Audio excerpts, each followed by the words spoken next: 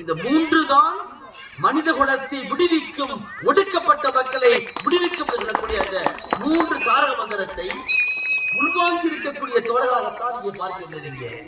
அமர்ந்திருக்கக்கூடிய அத்தனை பேருமே எனக்கு மேல் பல மணி நேரம் பேசக்கூடிய ஆற்றல் மிக்கவர்கள் இருந்தாலும் கூட நிகழ்வில் நான் ஏதோ தனிப்பட்டவர்களே சாகசம் செய்ததை போல எனக்கு மிகப்பெரிய வரவேற்பு கொடுத்து இங்கு அழைத்து வந்திருக்கிறார்கள். ஆனால் மிக பண்போடு நான் சொல்லிக் கொள்வேன், பணிவோடு சொல்லிக் கொள்வேன்.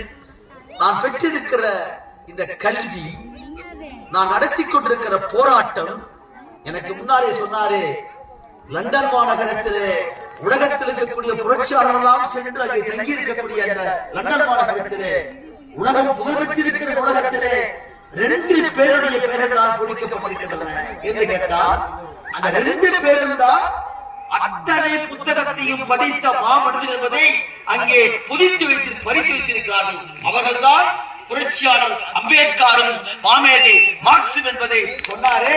அந்த 2 பேருடைய மிகப்பெரிய வாழ்க்கையை, தத்துவத்தை, சித்தாந்தத்தை, வழிகாட்டுதலை பள்ளிக்கூடத்திற்கே போகாத பெரியார் அம்பேத்கர் 18 பட்டம் பெற்றவர், மனிதன். சாக்குப்பையை தூக்கி போய் பள்ளிக்கூடத்துக்கு நிற்க வைத்தார், அங்கேயும் படித்தார். தண்ணீர் கொடுக்க கூட மறுத்தார், அப்போது படித்தார். படிப்பு மட்டுமல்ல, மகாராஷ்டிரத்திலேயே முதல் மாணவராக தடுக்கப்பட்ட மிகப்பெரிய அறிஞன் தான் புரட்சியாளர் அம்பேத்கர்.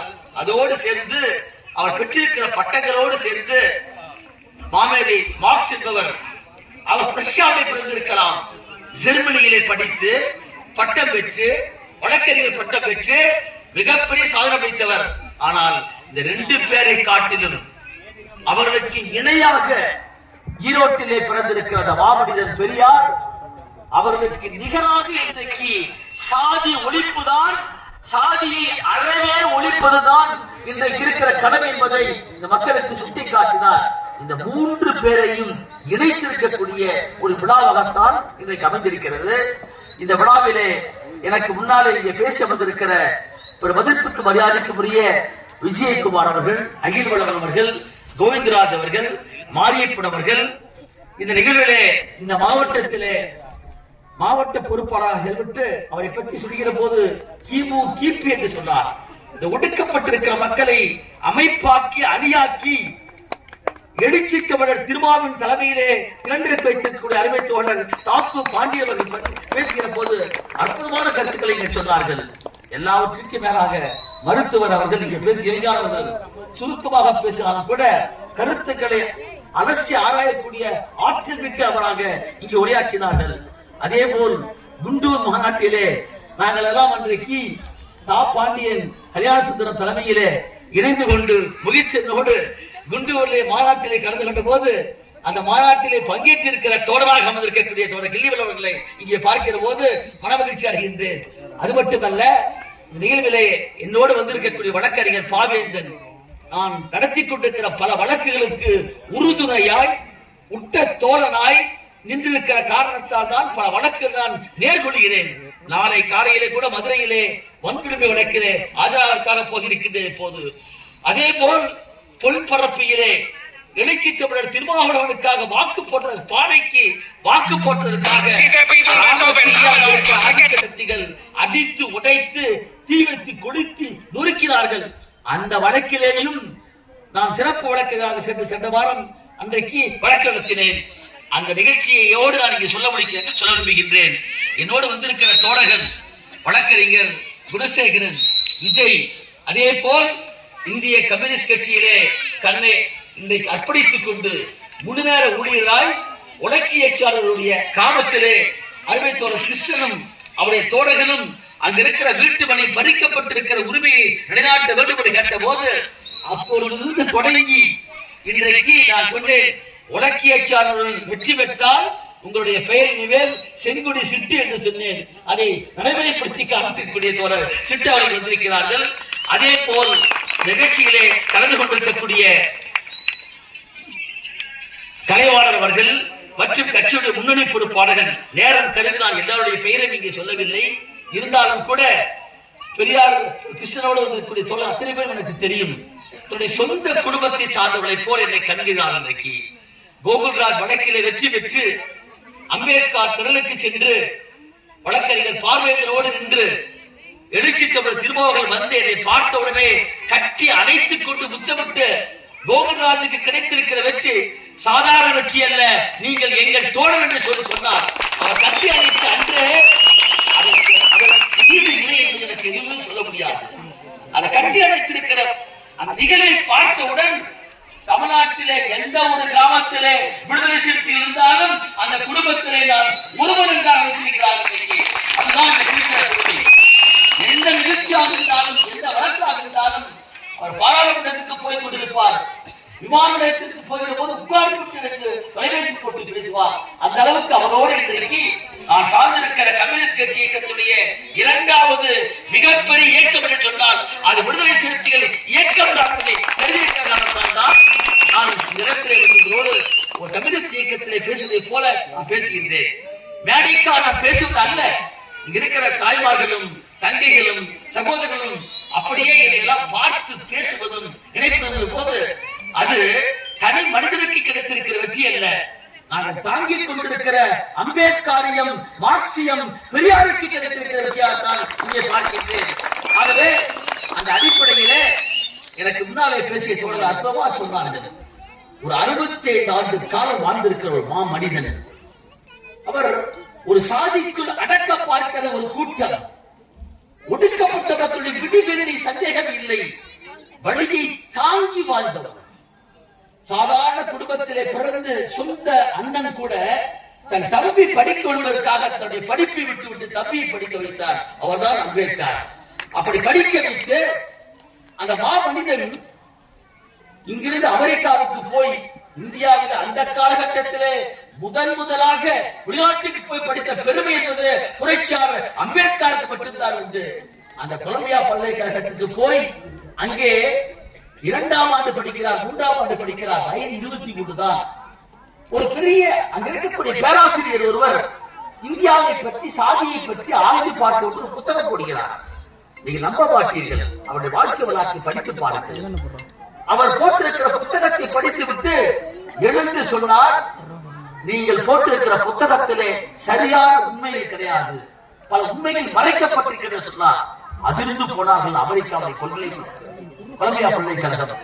ஒரு மாபெரும் விஞ்ஞானியை டாக்டரேட் ஆகியவரை எப்படி ஒரு சாதாரண மாணவன் இருப்பான்னு கேட்டார்கள். அப்போ சொன்னார், எனக்கு ஒரு 6 மாதம் நேரம் கொடுத்தது.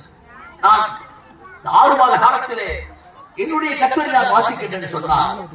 இந்தியாவில் சாதிகள் தாக்கப்பட்டோர் யார் சொல்லக்கூடிய அந்த புத்தகம் கொலம்பியாவில் மட்டுமல்ல லண்டன் மாநகரத்திலே பாட புத்தகமாக வைக்கப்பட்டிருக்கிறது. அந்த புத்தகத்துக்கு சொந்தக்காரர் தான் புரட்சியாளர் அம்பேத்கர். 23 வயதில் எழுதினார். அது மட்டுமா, இங்கிருந்து லண்டன் மாநகருக்கு போய் அங்கே பொருளாதாரம், அது மட்டுமல்ல அங்கே படித்திருக்கிற பட்டியலை போட்டார் என்றால் எல்லாவற்றையும் படித்த மாமனிதன். மானுடவியல், இங்க இருக்கக்கூடிய விஞ்ஞானம், பௌதீகம் என்று சொல்லி அத்தனையும் கற்றிருக்கிற 18 பட்டத்தை தாங்கியிருக்கிற உலகத்தின் தலை சிறந்த மனிதன் என்று பிபிசியும் கூகுளும் நடத்திய சர்வேவிலே உலகத்தில் 10 பேரில் சிறந்த மனிதன் சொன்னால் அது புரட்சியாளர் அம்பேத்கர் என்பதை உலகம் அறிவித்தது.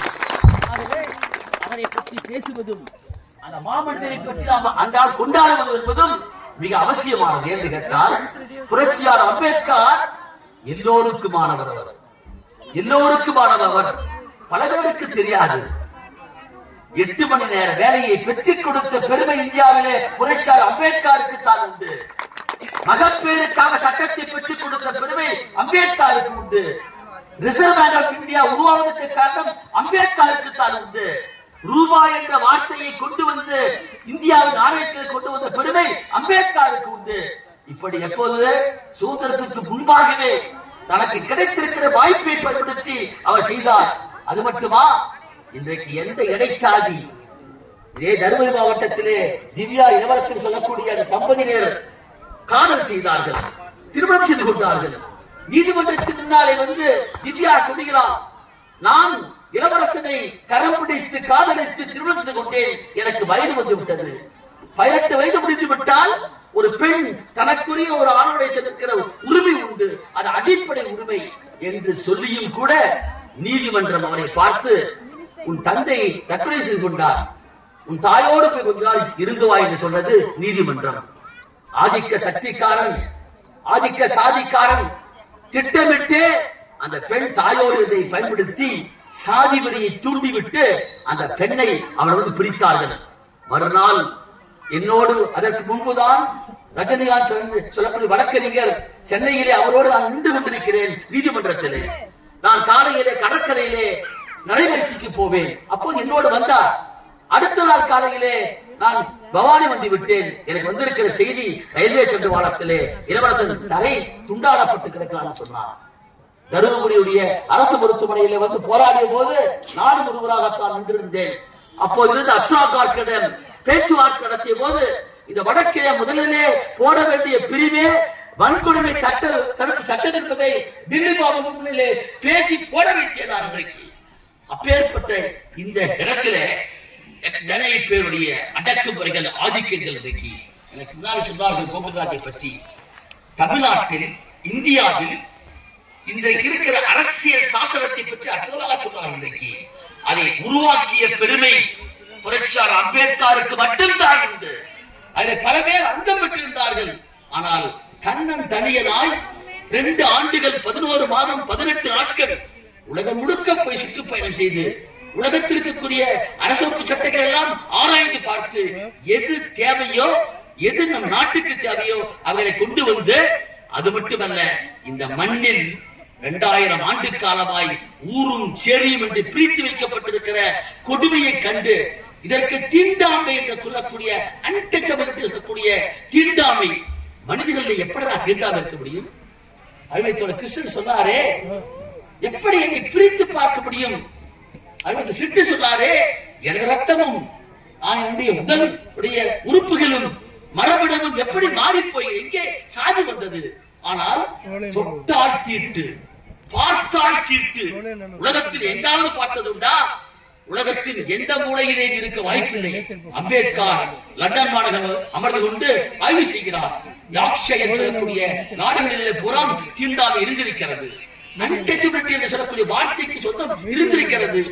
ஒரு 2 குழுக்கள் போராடுகிற போது ஒரு குழு தோற்று போகும். தோற்று போன குழு அந்த நகரத்தை விட்டு, ஊரை விட்டு ஒதுக்கப்படும். டெப்ரஸ்ட் கிளாஸ் என்ற வார்த்தையை அங்கிருந்துதான் அம்பேத்கர் எடுத்துக் கொள்கிறார். உடைந்து போனவர்கள், ஒடுக்கப்பட்டவர்களாய் ஓரங்கட்டப்பட்டு ஊருக்கு வெளியிருப்பார்கள். ஆனால் அவர்கள் தீண்டத்தவர்களாக கருதப்பட்டாலும் கூட ஒரு கட்டத்திலே காதல் திருமணம் செய்து எப்படியோ சேர்ந்து விடுவார்கள். உலகத்திலே தீண்டப்படாத பல பேர் ஒரு கட்டத்தில் இருந்தாலும் கூட மறு கட்டத்திலே அவர்கள் சேர்ந்து விட்டார்கள். ஆனால் இந்தியாவிலே மட்டும்தான் இன்றைக்கும் இந்த சாதி. சுனிதா வில்லியம்ஸ் இன்றைக்கு விண்வெளிக்கு போய் 9 மாத காலம் விண்வெளியில் அந்த ஆய்வு மையம் ரிப்பேருக்கு உள்ளாகி 9 மாத காலம் அங்கிருந்து விட்டு வருகிறார். இந்த விஞ்ஞானத்தை பார்க்காதவர்கள் வீட்டுக்குள்ளே நாய்களையும் பூனைகளையும் மனிதனை தெருக்குள் நடக்க மறுத்தார்கள். மகன் என்று சொல்லக்கூடிய அம்பேத்கருடைய அந்த முடுக்கப்பட்டிருக்கிற சாதியை சார்ந்திருக்கிறவன் மகாராஷ்டிரத்திலே காலையிலே அவன் தெருவிலே போகக்கூடாது, மாலையிலே தெருவில் போகக்கூடாது என்று கேட்டால், காலையிலே போகிற போது உதிக்கிற சூரியன் அவன் மீது பட்டு நிழல் மேற்கே விடுகுமா. மாலையிலே போகக்கூடாது என்று கேட்டால் அஸ்தமிக்கிற சூரியன் அவன் மீது பட்டு அது கிழக்கே விடுகுமா.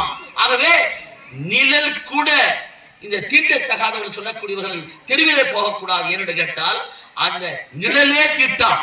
எங்காவது பார்த்தது உண்டா உலகத்திலே? போக வேண்டும், உச்சி வெயில் வருகிற போதுதான் போக வேண்டுமா.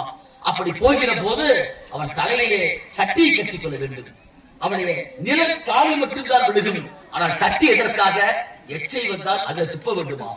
இப்படி மனிதர்களை ஒடுக்கி ஓரங்கட்டி சேரி என்று பிரித்து வைத்திருக்கிற பார்ப்பனிய கூட்டத்தின் அந்த அம்பலத்தை, அதை சூழ்ச்சியை வேறு நிறுத்த பெருமை அம்பேத்கருக்கு மட்டும்தான் உண்டு கேட்டால் ஆய்வு செய்தார். வேதங்களை படித்தார். எதையுமே படிக்காமல் இந்த மனுவான் சொல்லவில்லை. எதையும் படித்து சமஸ்கிருதத்தை படித்து ஆங்கிலத்தில் எழுதினார். அதற்கு ஒரு அயல்வத்தார் பத்திரிகையிலே நான் எழுதியிருக்கக்கூடிய ஆங்கில மொழிபெயர்ப்பு சமஸ்கிருதம் சான்ஸ்கிரிட் என்பதை மொழிபெயர்த்திருக்கின்றேன்.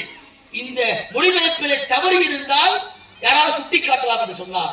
ஒரு மாபெரும் அறிஞர் பாருங்கள், தனக்கு தெரியாத ஒரு மொழி, அந்த மொழியை வைத்துக் கொண்டுதான் மக்களை எல்லாம் ஏற்றுகிறான்.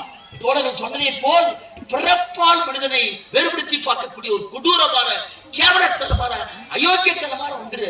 அதையெல்லாம் வேதம் சொல்கிறான். வேதத்தை படித்து விட்டு அதை மொழியாக்கம் செய்து அறிவித்தான். ஒரு பயல் கூட அந்த பேச்சுக்கு பதில் சொல்லவில்லை. அம்பேத்கருடைய ஆற்றல் அறிவு என்பது சாதாரணமானதல்ல. வலது கையிலே எழுதி எழுதி எழுதி எழுதி கை நொடிந்து போனது. உலகத்தின் வரலாற்றிலே இடது கையை பயன்படுத்தி எழுதத் தொடங்கிய மாமனிதன் உலகத்திலேயே புரட்சியாளர் அம்பேத்கர் என்பதை நான் பதிவு செய்ய வேண்டும். 56,000 புத்தகங்கள் தான் அவர் இறக்கிற போது சாதாரண ஒன்றா? 56,000 புத்தகம் அந்த காலத்தில் வைத்திருந்தாராம். 65 ஆண்டு காலத்திலே நடத்தி இருக்கிற புரட்சி என்பது சாதாரணம் அல்ல. பொது இடத்திலே போய் அந்த குளத்திலே கை வைத்தால் கால் வைத்தால் தண்டனை உண்டு. ஆனால் நிமிர்ந்த நின்னோடு இந்த இடத்துக்கு கொண்டிருக்கிற போராட்டங்களை எல்லாம் பார்க்கிறோம். தொடர்ந்து கிருஷ்ணன் இங்கு மட்டுமல்ல, சேலம் மாவட்டத்துக்கு வந்து போராடுகிறார். அருமைத்தோழர்கள் போராடுகிறார்கள். இதையெல்லாம் சேர்ந்த பதிவு காரணம் 3 விவரத்தை மக்களுக்கு சொல்லிவிட்டு சென்றார். அது என்ன 3 விவரங்கள்? ஒன்று, ஏற்கனவே சொன்னேன், நீ கற்பி, எஜுகேட், ஆர்கனைஸ், அஜிடேட் என்ற வார்த்தையை சொன்னார். நீ கல்வி, அது படிக்க வேண்டும், கல்வி கற்க வேண்டும், அது அடிப்படை, அதுதான் உன்னை விடுதலை செய்யும், கல்விதான் உன்னை விடுதலை செய்யும். தன்னை மிகப்பெரிய லெப்டினன்ட் ஜெனரலாக போட்டார். அவருடைய அப்பா ஒரு சுபேதார், ராணுவத்திலே பணிபுரிந்தவர். ஆனால் இவர் பரோடா மன்னர் ஒப்பந்தத்திலே கையெழுத்து போடுகிற போது, நீ கொலம்பியாவுக்கு போய் படித்து விட்டு வந்த பின்னால் இடத்திலே பணியாற்ற வேண்டும் என்று சொல்லி ஒப்பந்தம் செய்து விட்டார். அப்படி வந்து கொஞ்ச காலம் லெப்டினன்டாக இருந்தார். ராணுவ தளபதியாக இருந்தவர் தெரிந்து கொள்ளுங்கள். ஆனால் ராணுவ தளபதி ஒரு பேப்பரை எடுத்து விட்டு அதை பயன்படுத்தி கையெழுத்து போட்டு விட்டு ஒரு பியூனுக்கு தெரிகிறார். அந்த பியூன் அதை வாங்கி விட்டு தண்ணீர் விற்கிறான். ஏன் தெரியுமா? பிறப்பால் இவர் ஒரு தீண்டத்தகாதவர். உயர்ந்த இடத்துக்கு போனார். உயர்ந்த இடத்துக்கு போனாலும் நீ பிறப்பால் தீண்டத்தகான்னு சொல்லி ஒரு சாதாரண பியூன் அவருடைய பேப்பரை சொல்லி வைத்து காண்பித்தான். அது மட்டுமா, அவரை எழுந்து கிராமத்துக்கு போகிறார். அன்றைக்கு உங்களை போல இன்றைக்கு எப்படி எல்லாம் வரவேற்றீர்களோ, எனக்கு ஒரு பக்கத்தில் கூச்சமாக இருந்தாலும் கூட அம்பேத்கர் நினைத்து பார்க்கின்றேன். அந்த காலத்தில் நம்முடைய சமூகத்தில் இருக்கிற ஒரு மனிதன் இவ்வளவு அறிவாற்றலாய் உலகம் முழுக்க சென்றிருக்கிறாரே என்று கூப்பிடுவார்கள். ஒரு தொடர்வண்டி நிலையத்தில் ரயில்வே ஸ்டேஷனில் இறங்கி வண்டியில ஏறுகிறார். ஏறுகிற போது அவரை போட்டிருக்கிற கோட்டும் சுட்டையும் பார்த்துவிட்டு, ஓ பெரிய மாபெரும் என்று சொல்லி அவன் நம்பித்தான் ஏற்றுகிறான். ஏற்றிய பின்னால் அதுதான் அவர் பேசிய சாதியத்தினுடைய கொடுமை. அது அறுபடாமல் இருக்கிற வேரை பற்றி அவர் தெரிவிக்க வேண்டும். அவர் ஏறி உட்கார்ந்த பின்னாலே அவரை பற்றி அவரை பார்த்து விட்டு எல்லாம் பேசிவிட்டு, நீங்க யாருன்னு கேட்கலாம். அவர் தன்னுடைய சாதியை மகள் என்று சொன்ன பின்னால், ஐயோ மகள் சாதியை திண்டத்தகாத ஒருவர் எப்படி மாற்றோடி ஏறிவிட்டார், நாளை யார் ஏறுவார் என்று சொல்லி எட்டி குதிக்கிறான். அவருடைய காலே உடைவிட்டு போகிறது. 18 பட்டம் பெற்றிருக்கிற ஒரு மனிதன், உலகம் போற்றுகிற ஒரு அறிவாளி, ஒரு மாட்டு வண்டிக்காரன் கூட அவர் ஏற்றுக்கொள்ளவில்லை சொன்னால் சாதியத்தின் கொடுமையை பாருங்கள். அந்த கொடுமையை வாழ்க்கையிலே உணர்ந்து கற்று வழியை தாங்கி இதற்கு விடுதலை ஒன்றே ஒன்றுதான், அது கல்வி கல்வி கல்வி என்பதை உலகத்துக்கு உணர்த்தி காட்டி கொடுக்க. அடுத்தபடியாக அந்த கல்வியை கற்று அதிகாரத்தை நாம் படைக்க வேண்டும். அதிகாரத்தை வைத்துத்தான் நாம் இன்றைக்கு நம் மீது இருக்கக்கூடிய இழிவை துடைக்க வேண்டும். அதைத்தான் கிறிஸ்து அற்புதமா சொன்னார். அரசியல் சாசனம் சொன்னாரே, அரசியல் அமைப்பு சொன்னாரே, அதிகாரத்தை பெறுகிற போதுதான் அந்த இடத்தில் இருக்க முடியும். யார் அதிகாரத்தை பெறுகிறார்? மேலே பிடித்து முடிகிற உங்களை போன்றிருக்கிற உழைக்கிற மக்கள். சேற்றிலே கால் வைத்து நீங்கள் உழைக்கிற காரணத்தால் தான் சோற்றிலே கை வைக்கிறார். எந்த ஜாதிக்காரனும் யாராவது ஒருவன் என் சாதிக்காரன் தான் இன்றைக்கு விளைவிக்க வேண்டும் என்று சொல்ல முடியுமா? நான் போட்டிருக்கிற சட்டை, உண்ணுகிற உணவு, உடுக்கிற உடை, இன்றைக்கு இருக்கிற பிரம்மாண்டமான பொருட்கள் எல்லாம் என் சாதிதான் உருவாக்க வேண்டும் என்று சொல்ல முடியுமா? நம்முடைய கரம் படாவிட்டால், உங்களுடைய கால்கள் படாவிட்டால், நான் போட்டிருக்கிற சட்டைக்கு இருக்கிற மதிப்பு வெறும் உழைப்பை கழித்தால் அது வெறும் பருத்தி மட்டும்தான். ஒரு கட்டடத்தினுடைய உழைப்பை கழித்தால் அது வெறும் செங்கல்லும் மண்ணு மட்டும்தான். இந்த உழைக்கிற மக்கள் அவர் கால்பட்டு கைப்பட்டு கரப்பட்டு சிந்துகிற வியவிலேதான் உற்பத்தி நடந்து கொண்டிருக்கிறது. ஆனால் அந்த உழைக்கிற மக்களை ஓரங்கட்டி வைத்திருக்கிறார்கள். அதைத்தான் கண்டுபிடித்து சொன்னார், அதிகாரத்தை பெற வேண்டும். அதிகாரம் பெற்றால் மட்டும் போதுமா? அதற்கு அடுத்தபடியாக சொன்னார் உரிமை என்று சொன்னார். இந்த உரிமை என்பதுதான் மிக முக்கியமானது. உரிமைகளை நீங்கள் எல்லாருக்கும் பார்த்தார். யாரோ போடுகிற பிச்சை அல்ல உரிமை, அவன் போடுகிற பிச்சை அல்ல, அது நமக்கு அடிப்படை உரிமை. சுவாசிக்கிற காற்றை போல் இன்றைக்கு எனக்கு இருக்கிற விடுதலை என்பது எனக்குள் இருக்கக்கூடிய அடிப்படை உரிமை. அதை எவனாலும் தகர்க்க முடியாது.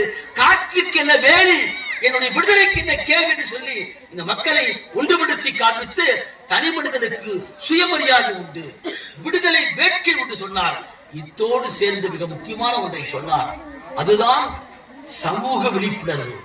ஒரு தனி மனிதன் பெற்றிருக்கிற விழிப்புணர்வு என்பது அது மட்டுமல்ல, தன்னோடு இணைந்திருக்கிற மக்களை எல்லாம் விடுவிக்க வேண்டும். ஆகவே தன்னோடு காலங்காலமாய் 2000 ஆண்டு காலமாய் ஒடுக்கப்பட்டு கிடக்கிற இந்த மக்களை விடுவிப்பதற்கு சமூக விழிப்புணர்வு என்று சொன்னார். அந்த சமூக விழிப்பு இருக்கிற காரணத்தால் தான் இன்றைக்கு இந்த பகுதியிலே நாங்கள் ஒன்று கூடி இருக்கிறோம். இங்கே விடுதலை சிறுத்தைகள் கம்யூனிஸ்ட் கட்சியினர் பாகுபாடு பார்க்க மாட்டது காரணம் மனிதத்துவத்தை பற்றி பேசுகிற இயக்கம் இது. அதற்கு வேறுபாடு கிடையாது. அதிலே சொன்னார், தீண்டாமையை காட்டிலும் மிக கொடியில் பெண்கள் சொன்னார். நான் கிருஷ்ணனிடம் கேட்டேன், நாம் இத்தனை பேர் நல்லா உட்கார்ந்து இருக்கிறோம், யாராவது பெண்களை பேசணும்னு சொன்னேன். தொடர் நான் அடுத்த தடவை நான் தயார் பண்ணினேன்னு சொன்னார். அதைத்தான் அம்பேத்கர் சொன்னார், முதல்ல பெண்களை அதிகாரப்படுத்த வேண்டும். பெண்கள் சமூகத்தின் சரிபாதி அவர்கள். அந்த சரிபாதியை முடித்து விட்டு எப்படியா விடுதலை முடியும்? இன்னைக்கு இந்த பெண்ணை அடிமையாய் 8 வயதை கல்யாணம் கொடுத்த ஒரு காலத்துல கணவன் இறந்து போனால் அப்படியே தீய போட்டு கொடுத்துருவான், சேர்த்து சதியை சொல்லி போடுவான். இல்லாவிட்டால் வெள்ளசாலை கட்டி ஓரத்தில் ஒடுக்கி வச்சிருவான். அது யாராக இருந்தாலும் சரி, உயர்ந்த சாதின்னு சொல்லக்கூடிய அந்த சாதியிலேயும் பெண்ணுக்கு அடிமைதான் உண்டு. ஆகவே பெண் விடுதலை என்பது தீண்டாமையை காட்டிலும் இருக்கிற கொடுமையான ஒன்று. ஆகவே அந்த தீண்டாமை கொடுமையில பெண்ணடிமையை ஒழித்து பெண் விடுதலையை பெறுவதுதான் உண்மையான விடுதலை என்பதை அம்பேத்கர் உணர்த்தி இருக்கிறார். இன்றைக்கு பார்க்கலாம், பெண்கள் தோழர்கள் அப்படியே வந்து நின்று கைகோர்த்து நின்று அந்த முரசு கொட்டுகிற போது, பறை கொட்டுகிற போது போட்டிருக்கிற ஆட்டம். இந்த பகுதி சூழியாத பகுதியில் படிக்கிறவர்கள் பெண்கள் தமிழகத்திற்கு வழிகாட்ட வேண்டும். மாவட்ட ஆட்சியராய், பொறியாளராய், மருத்துவராய், ஆசிரியராய், வழக்கறிஞராய் நாளை அடுத்த 10 ஆண்டு காலத்திலே உயர்ந்து நிற்பதுதான் நாம் பெரியாருக்கு அண்ணல் அம்பேத்கர் செய்யக்கூடிய நன்றி கட்டாக இருக்க முடியும். ஆகவே சமூக விழிப்புணர்வை கொண்டு சொன்னார். பெரியாரை பொறுத்தவரை அவருடைய கருத்து சாதி ஒழிப்பு முதல் என்று சொன்னார். சாதி ஒழிப்புக்கு தடையாக இருந்தது அறிவித்தோட சொன்னாரே மதம். சாதி என்று சொன்னால் இந்து மதத்தோடு இருக்கிற ஒட்டி பிறந்திருக்கிற ஒன்று. இந்து மதம் என்பது சாதியை கழித்தால் இந்து மதம் கிடையாது. எங்காவது செட்டியார், முதலியார், வன்னியர், தலித்துகள் இத்தனை பேர் இருக்காங்கல்ல. இப்ப இவங்க இல்லாத ஒன்று உண்டா? இன்னும் உங்களுக்கு சுருக்கமா சொல்றேன், நீங்க வந்து இன்னொரு மதத்துக்கு மாறலாம், இன்னொரு கட்சிக்கு மாறலாம், ஆனா சாதி மாற்ற முடியுமா? நான் செட்டியார் வேணாம் நாளைக்கு நான் முதலியாரை சொல்ல முடியுமா? மாற்ற முடியாது. சாதியை அப்படி உண்டாக்கி வச்சிருக்கிறான். ஆகவேதான் அம்பேத்கருடைய அற்புதமான ஒன்று, சாதியை அழித்தொழிக்கணும் சொன்னார். ஒழிக்க முடியாது. சட்டத்தில் நான் கோகுல்ராஜ் 2 ஆண்டு காலம் 3 ஆண்டுகள் நான் மதுரைக்கு போய் நின்று ஒரு பெரிய கூட்டமாக நின்றுதான் போராடினோம். அதுல விஞ்ஞானத்தை பயன்படுத்தினோம். தோழர் சொன்ன மாதிரி அதுல சுவாதி ஒரே பெண்மணி, அவர் வந்து கவுண்டரத்தை சார்ந்திருக்கிறவர், இவர் தலித்தாக படுத்திருக்கிறவர். 2 பேரும் 4 ஆண்டு காலம் ஒன்றாக பழகியவர்கள். தேர்வு முடித்த பின்னால் தேர்வு முடிவுக்காக காத்திருக்கிறவர்கள். அவரை தன்னுடைய நண்பரான கோகுல்ராஜை சுவாதிதான் தொலைபேசி அழைக்கிறார். அதெல்லாம் பதிவாயிருக்க போறாங்க. 22ஆம் தேதி 22/6/2015 அவரோடு பேசுகிறார். குறுஞ்செய்தி போகிறது. 60 செய்திகள் வந்திருக்கின்றன. பேசுகிற செய்தியிலே, நாளை காலையிலே நீ திருச்செங்கோட்டுக்கு வா, உனது தொலைபேசி கைபேசி உடைந்து விட்டிருக்கிறாய், நான் பணம் தர சொல்லி போறான். அதை கேட்டுத்தான் ஓமலூர் இருந்து புறப்பட்டு வரான். வந்த பின்னால் 2 பேரும் பேசிவிட்டு அர்த்தராஜேஸ்வரி வடக்கை சென்று சாமி விட்டு உட்கார்ந்து பேசிக் கொண்டிருக்கிறார்கள். அப்படி பேசிக் கொண்டிருக்கிற போது அது காதலா என்று நம்மால் சொல்ல முடியாது, இருக்கலாம். இல்லாமே கூட இருக்கலாம். ஆனால் கண்ணகி முருகேசன் வழக்கிலே ஒரு தலித்தாக பிறந்திருக்கிற முருகேசனை திருமணம் செய்வதற்காக பட்ட பகலிலே சொந்த மகளை சொந்த தங்கையை கட்டி வைத்து வாயிலே விஷத்தை ஊற்றிக் கொண்ட கூட்டம் தான் இந்த ஆதிக்க சாதி கூட்டம். 20 ஆண்டுகளுக்கு முன்பாக அந்த குழுவை அன்றைக்கு பார்த்தோம். அவர் 2 பேரும் திருமணம் செய்து பதிவு செய்து கொண்டார்கள். ஆனால் சாதி என்ற ஒரே காரணத்திற்காக கண்ணகி முருகேசன் 2 பேரையும் விஷம் வைத்துக் கொண்ட காட்சியை நாடு பார்த்தது, நீதிமன்றம் தண்டித்தது. சங்கர் கௌசல்யா 2 பேரும் திருமணம் செய்துவிட்டு பழனியிலே போய் காவல் நிலையத்தில் நின்று கொண்டு எழுதி கொடுக்கிறார்கள். கௌசல்யா சொல்கிறார், நான் விரும்பித்தான் காதலித்தேன், அவரோடுதான் போவேன் என்று சொன்னார். 6 மாதத்தில் உடுமலைப்பேட்டையிலே பட்ட பகலே ரவுடிகளை வைத்து இந்து மண்ணிக்காரை வைத்து வெட்டி கொள்கிறார்கள். இன்றைக்கும் கௌசல்யா போராடி கொண்டிருக்கிறார். அதே போலத்தான் இங்கே அப்படியே இளவரசனும் திவ்யாவும் கோகுல்ராஜ் வழக்கில் அப்படி அல்ல. 2 பேரும் உட்கார்ந்து பேசிக் கொண்டிருக்கிறார்கள். இதைத்தான் அம்பேத்கருடைய அறிவார்ந்த தினபர்கள் பார்க்கணும். அவர் ஏன் காதல் செய்வீர் காதல் விஷயத்திலே அவரிடத்தில் இருக்கிற முன்னெடுப்பு, ஒரு ஆணும் பெண்ணும் வயது வந்தவர்கள் இருவரும் விரும்புவதும் காதலிப்பதும் திருமணம் செய்வதும் அடிப்படை உரிமை என்று சொன்னார். அதைத்தான் அரசியல் சாசனம் கொண்டு வந்தார். அடிப்படை உரிமையாக இருக்கிற போது 2 பேரும் உட்கார்ந்து பேசுறதுலயே தன்னுடைய சாதிக்கார புள்ள எப்படா தரித்திரம் உட்கார்ந்து இருக்கான்னு சொல்லிட்டு யுவராஜன் சொல்லக்கூடிய ஆதிக்க சாதி கொலைவரி நாயகம் கொலைகாரர்களுக்கு என்ன சம்பந்தம்? சுவாதி உனக்கு தெரியுமா? கோகுலா தெரியுமா? ஆனால் சுயசாதி பெருமை பேசக்கூடிய நீ அன்றைக்கு ஒரு கும்பலோடு போய் அவனை அழைத்துக் கொண்டு போய் கண்டி சாதியை இழிவுபடுத்தி அடித்து விட்டு கழுத்தை மட்டும் விட்டு நாக்க விட்டு 5 மணி நேரத்துல நாக்கை வெட்டி கொண்டிருக்கிற கொடுமையை உலகம் பார்த்திருக்க முடியாது. ஆகவேதான் அந்த வழக்கிலே நாங்கள் வேண்டுமென்றே வழிய போய் நின்றோம். எங்களை போட மறுத்தது அரசாங்கம். மீண்டும் அந்த சித்ரா தாய் போராடி பார்த்தார். அந்த வழக்கிலே 2 நீதிமன்றங்கள் தண்டனை கொடுத்திருக்கிறது தெரியுமா? இவர் ஒரு சாதியத்தின் பேரால் ஒருவனை ஈவிரக்கம் இல்லாமல் ஒரு தலித்தலை கொண்டிருக்கின்றான், அதுவும் திட்டமிட்டுக் கொண்டிருக்கிறான். ஆகவே இறுதி மூச்சு இருக்கிறவரை உனக்கு சாபம் உண்டு, சிறை உண்டு என்று சொன்னார். ஆனால் ஒரு நாள் வெளியே வரான். ஒரே ஒரு நாள் தன் பிள்ளைக்கு பூக்குன்னு சொல்லிட்டு வரான். வருகிற போதே தமிழ்நாட்டையே கிடுகிடுக்க வைக்கிற மாதிரி விளம்பரம் என்னன்னு, மாவீரனை போல் வீரனை போல் வருகிறான். அதை தட்டி கேட்ட பெருமை தமிழகத்திலே எழுச்சி தமிழர் திருமாவளவனுக்கு மட்டும்தான். கொலை செய்து 2 நீதிமன்றம் தண்டித்த பின்னால் ஒரு கொலை குற்றவாளி வீரரை போல் வருகிறானே சரியா என்று கேட்ட பெருமை இந்த மேடையிலே மகிழ்ச்சியாக சொல்கிறேன். நான் சார்ந்திருக்கிற கம்யூனிஸ்ட் கட்சியை காட்டிலும் அதை தட்டி கேட்ட பெருமை தோழர் திருமாவுக்கு மட்டும்தான். அது சாதியம் என்பது அந்த அளவுக்கு ஊடுருவி கிடைக்கிறது. அந்த சாதியத்தை அறுப்பதற்கு முதல் படிதான் சாதி மறுப்பு திருமணம். அதை சட்டம் சொல்கிறது, தீர்ப்புகள் சொல்கின்றன, தனி சட்டம் கேட்கிறோம். ஆனால் நடைமுறை வரவில்லை. ஏன்னு கேட்டா நம்முடைய மனத்தை மாற்றது, நம்ம மண்டைக்குள்ள இருக்கிற மூளைக்குள்ள கட்டி வச்சிருக்கான அழுக்கு, அந்த சாதி என்ற அழுக்கை அதை அகற்றுகிற போதுதான் இது மாற முடியும். அதைத்தான் அம்பேத்கர் சொன்னார், is a cultivation of mind என்ற வார்த்தை பயன்படுத்துகிறார். ஒரு நிலத்தை பண்படுத்துவதை போல் கல்லும் மண்ணும் அடைத்திருக்கிற நிலத்தை விவசாய தொழிலாளி எப்படி பாடுபட்டு கல்லை அகற்றி பண்படுத்துகிறானோ அந்த பண்படுத்தப்பட்ட நிலை வந்தால் தான் சாதிய முடியும். அதற்கு முதல் படி அகமனமுறை மறுப்பு என்று சொன்னார். சொந்த சாதிக்குள்ள திரும்ப என்று சொன்னார். அதற்கு அடுத்தபடியாய் அவர் சொன்ன மிக முக்கியமானது பிறப்பால் ஏற்றத்தாழ்வு, பிறப்பால் தொழிலை நிர்ணயிப்பது. 3வது தான் மிக முக்கியமானது. சோழியனூர்களை நான் பேசுகிற போது அருமைத்தோடர்கள் எழுச்சி தமிழ் திருமாவர்கள் இன்றைக்கு அம்பேத்கரை போல் ஒரு இயக்கத்துக்கு மட்டுமல்ல, தமிழ்நாட்டில் தனிப்பெரும் தலைவராய் இந்தியாவில் பேசப்பட வேண்டிய போராடக்கூடிய ஒரு மாபெரும் மனிதர் தான் திருமாவர்கள் என்று கேட்டால், அவர் தன்னுடைய சாதிக்காக மட்டுமல்ல, தன் இயக்கத்துக்காக மட்டுமல்ல, அம்பேத்கரை போல் எல்லோருக்கும் வாழும் என்பதை நிரூபித்து காட்டிய காலத்தால் தான் தமிழ்நாட்டிலே பிஜேபி வாழாட்ட முடியவில்லை. உள்ளே நுழைய முடியவில்லை.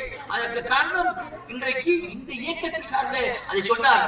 அது மிக முக்கியமான ஒன்று என்ன கேட்டால், நாம என்னவா பண்ணட்டும், நம்ம தோழர்களே மொழி தெரியாத வேதம் தெரியாத ஒரு மொழியை பேசலாம், அவனை கூட்டு வந்து கூட்டுக்குள்ள வந்து கருமால் நடத்தலாம். ஏன் எதுக்காக நடத்தலாம்? கையில வந்து இதை போட்டுக்கிறோம், கவத்தை போட்டுக்கிறோம். எதுக்காக? ஒரு 2023ஆம் ஆண்டு நாங்குநேரில் போய் நான் வாதாடினேன். சின்னத்துறை என்ற ஒரு தலித் இளைஞர் அற்புதமா படிக்கிறான். அப்பா இல்ல, சத்துணவு போறாங்க. அந்த பையன் நல்லா படிக்கிறாங்க சொன்னார். சொன்ன காரணத்துக்காக இரவு அந்த ஆதிக்க சாதிக்கான கண்ணல் கூட்டம் வீட்டுக்கு போய் கைய விட்டாங்க. அவனு சின்ன பசங்க. நான் போய் வாதாடினேன். இப்படிப்பட்ட ஒரு கொடூரத்துக்கு காரணம் சாதிய கட்டமைப்பை பள்ளிக்கூடத்துக்கு நடத்தினார் சொன்னோம். சந்திர தலைமையிலே ஒன்னவர் கமிஷன் போட்டு 5 புத்தகமே போட்டார். 269 பக்கம். அவங்க சாதியை எப்படி பதிய வைப்புன்னு சொன்னாரு. இப்ப சமீபத்துல ஒரு மாசத்துக்கு நாள் போய் வாதாடிட்டு வந்தேன். திருநெல்வேலி தூத்துக்குடியில் என்ன வந்து ஒரு தலித் இளைஞர் சோழியில் இருக்கக்கூடிய தலித் இளைஞர்கள் ஒன்று கூடி ஒரு கபடி போட்டி வைத்து கபடியை வெற்றி பெற்று கப்பு பெற்ற வச்சுங்க. கப்பு பெற்றவன் தலித் என்ற காரணத்துக்காக வெட்டுதா பிடிக்கும். அதைத்தான் பண்ணான் தூத்துக்குடியில. அந்த தலித் இளைஞர்கள் கபடி போட்டியில வெற்றி பெற்று கப்ப வாங்கிட்டு வந்தான். கப்ப வாங்கிட்டு வந்த ஒரே காரணத்துக்காக பஸ் விட்டு இறங்கும் போது அவனை வெட்டி கைவிட்டுறாங்க. அதில் போய் வாதாடுது. அப்ப சாதியம் என்பது எங்க இருக்குன்னு கேட்டா, நமக்கு தெரியாமலேயே நம்ம ஊருக்குள்ள பூந்துக்கிறோம். எப்படி? பூஜை, புனஸ்காரம், ஜாதகம், இந்த நம்பிக்கைகள், மூட நம்பிக்கைகள், ராமாயண மகாபாரத பேரிலே நம்மை ஆட்டிக் கொண்டிருக்கிறான். இந்த 3 விஷயத்தை தான் அம்பேத்கர் அற்புதமா சொன்னார். இந்த சாதியை அழித்துடிக்கும் என்று சொன்னால் சட்டம் மட்டும் பத்தாது. சட்டம் ஒரு பக்கம் இருந்தாலும், நீதிமன்றம் ஒரு பக்கம் இருந்தாலும், களத்தில் நாம் இறங்க வேண்டும் என்று கேட்டால் நமக்கு நிலம் உரிமை.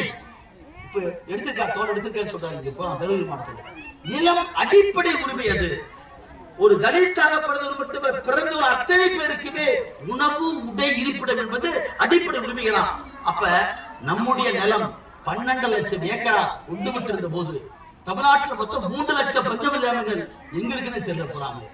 அப்போ உடக்கட்சியாரிலே தொடங்கி இருக்கிற போராட்டம் தமிழகத்திலே தருமபுரி மாவட்டத்திலே தீ ஜோடியாக பரவ வேண்டும் நான் கேட்டுக்கொள்கிறேன். அவங்க பண்ணா மட்டும்தான் நீங்க நிலத்தை காணுங்க, எங்க இருக்குன்னு சொல்லுங்க. நாங்க முன்னால வந்து இங்க விடுதலை சிறுத்தைகளுடைய அமைப்பும் கிருஷ்ணனும் சிட்டுவும் நானும் பாவேந்தனும் முன்னால் நின்று உங்களை அமர வைக்கிறோம். எவ்வளவு எதிர்பார்க்கலாம். அரசியல் சாசனம் சொல்லுங்க போறாங்க. நம்ம நிலத்துக்கு அமைதியா வந்து நமக்கு கொடுக்க. ஆகவே அரசு இயந்திரமும் சாதியமாக இருக்கிறது, காவல்துறை சாதியமாக இருக்கிறது. அப்ப இந்த சாதியத்தினுடைய ஆணி வேரை அழிப்பதிலே தான் இன்றைக்கு நடந்து கொண்டிருக்கிற போராட்டத்தில் நாம் ஒன்று கூடி இருக்கின்றோம். ஆகவே இன்றைக்கு நாம் உங்களை வந்து சந்தித்திருப்பது என்பது எனக்கே ஒரு மிகப்பெரிய ஒரு உற்சாகத்தில் கொடுத்திருக்கிறீர்கள். தோழர்கள் இருக்கிற ஒரே ஒரு சங்கடம் என்னன்னா, என்னை போட்டால வந்து நெஞ்சில போட்டதான் தப்பா நினைக்கிறேன். எத்தனையோ தோழர்கள் இருக்கிறாங்க. அந்த இடத்துல எழுச்சி தலைவரோட திருமாவளி படத்தை போட்டு தவிர நான் அல்ல என்று கேட்டால், அத்தகைய அற்புதமா அம்பேத்கர் சொன்னார். பல பேர் அவர் சாமியா கூப்பிட்டாங்க. தெளிவாக சொன்னார், தயவு செய்து என்னை கடவுளாக்காதீர்கள், என்னை ஆயுதமாக்கி போராடுகளே தவிர எந்த காரணம். அதுதான் அவருடைய கல்வி, அதுதான் படிப்பு. படி படி படி என்று சொன்னார். அப்படி இந்த சோழியானூரில் இருக்கக்கூடிய இளைஞர்கள், மாணவர்கள், குழந்தைகள், பெண்கள் படித்து இந்த தமிழ்நாட்டுக்கே முன்னுதாரணமாய் திகழ வேண்டும் என்று கேட்டுக்கொண்டு அத்தனை பேரை நன்றி அமைகின்றேன். நான் இன்னொரு கூட்டத்தை போய் பேசிட்டு மதுரைக்கு போக வேண்டும். ஆகவே அதிக நேரம் உங்களோடு கலந்துரையாடுவதற்காக மன்னிப்பை கேட்டுக்கொண்டு இந்த வாய்ப்பை அளித்தமைக்காக நன்றி கூறி அமைகின்றேன்.